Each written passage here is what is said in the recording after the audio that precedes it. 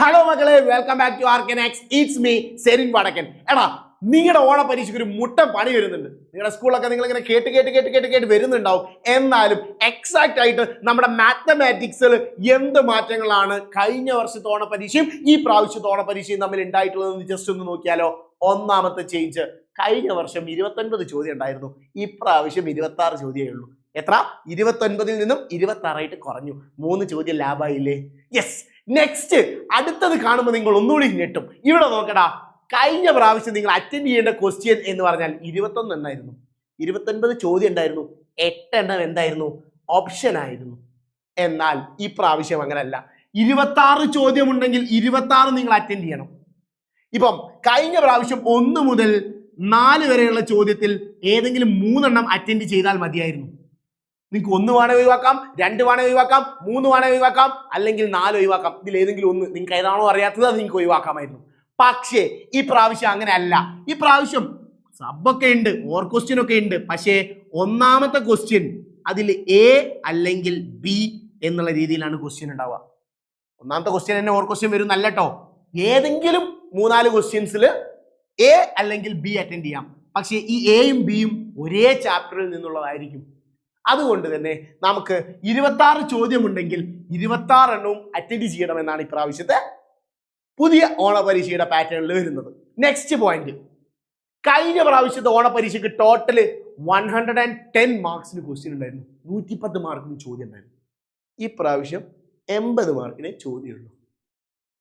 അടുത്തത്, കഴിഞ്ഞ പ്രാവശ്യം 110 മാർക്കിൽ 72 മാർക്ക് ഉണ്ടെങ്കിൽ നിങ്ങൾക്ക് എന്ത് കിട്ടും? A+ കിട്ടും. ഈ പ്രാവശ്യം 80-ൽ 72 ഉണ്ടെങ്കിലേ എന്ത് കിട്ടുള്ളൂ? A+ കിട്ടുകയുള്ളൂ. ആഹാ, പണി ഇങ്ങനെ കൂടി വരുന്നുണ്ട് അല്ലേ? കഴിഞ്ഞിട്ടില്ല, ഇനിയും വരുന്നുണ്ട്.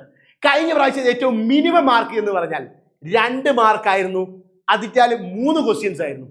എന്നാൽ ഈ പ്രാവശ്യത്തെ മിനിമം മാർക്ക് 1 മാർക്കാണ്. അതിറ്റാൽ 8 ക്വസ്റ്റ്യൻസ് ഉണ്ട്. എത്ര question? 8 questions. 8 ക്വസ്റ്റ്യൻസിൽ MCQ multiple choice questions ആയിരിക്കും. 8 എണ്ണവും കറക്കി കുത്താൻ പറ്റുന്നതായിരിക്കും. 4 ഓപ്ഷൻസ് ഉള്ളതായിരിക്കും. 4 ഓപ്ഷൻസ് എല്ലാം കൂടിയായിട്ട് കറക്കി കുത്താന്നൊന്നും വിചാരിക്കേണ്ട. അതിന് വേറൊരു പണി വരുന്നുണ്ട്.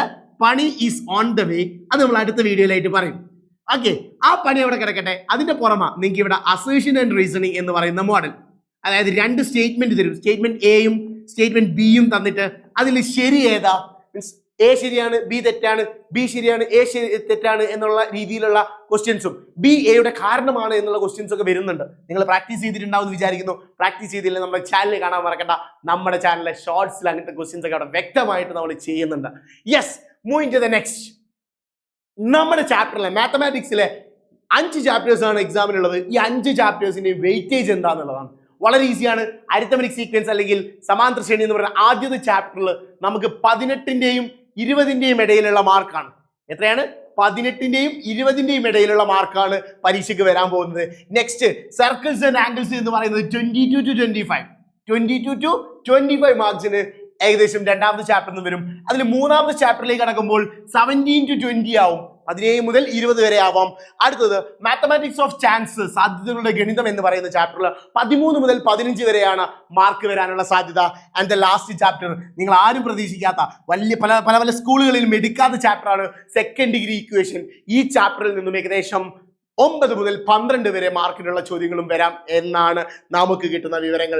എല്ലാവരും ഈ എല്ലാ ചാപ്റ്ററും നല്ല അടിപൊളിയായിട്ട് പഠിച്ച്, ഇനി പഠിക്കാൻ ആരെങ്കിലും വിട്ടുപോയിട്ടുണ്ടെങ്കിൽ നമ്മുടെ ചാനലിലുള്ള എല്ലാ ചാപ്റ്റേഴ്സിന്റെയും യൂട്യൂബ് വീഡിയോസ് അപ്ലോഡ് ചെയ്തുകൊണ്ടിരിക്കുന്നുണ്ട്. ഈ വീഡിയോസ് ഒക്കെ കണ്ട് ഈ വീഡിയോസിൽ എന്തെങ്കിലും ഡൗട്ടുകളും കാര്യങ്ങളും ഉണ്ടെങ്കിൽ നമ്മളുമായിട്ട് നിങ്ങൾക്ക് ഷെയർ ചെയ്യാവുന്നതാണ്, കമന്റ് ബോക്സിൽ ഷെയർ ചെയ്യാവുന്നതാണ്. ഇതൊക്കെ പഠിച്ച് സെറ്റ് ആക്കിയിട്ട് മാത്രമേ നമ്മുടെ ഓണപരീക്ഷയ്ക്ക് നിങ്ങൾ കയറാൻ പാടുള്ളൂ. So it's me Serin Vadakkan signing off from Arcanex. Bye bye, see you later.